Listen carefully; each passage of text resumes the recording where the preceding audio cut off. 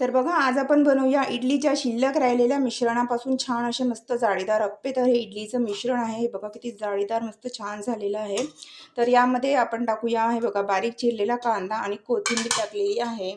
थोडीशी यामध्ये टाकूया आपण हळद आणि त्यानंतर अर्धा छोटा चम्मच जिरा आणि थोडंसं तिखट टाकूया यामध्ये आणि थोडंसं मीठ टाकूया.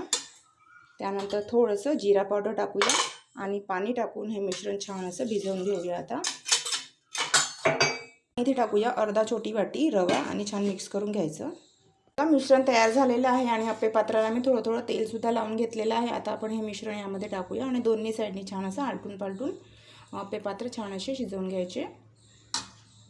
हे बघा, दोन्ही साईडनी छान असे मी फ्राय करून घेतलेले आहेत आपले अप्पे आणि तुम्ही बघू शकता किती छान असे टम्म फुगलेले आहेत. तर हे बघा, खाण्यासाठी तयार आहेत मस्त असे डाळ तांदळाचे अप्पे. तर सबस्क्राईब करा मराठी किचन विथ मनीषा.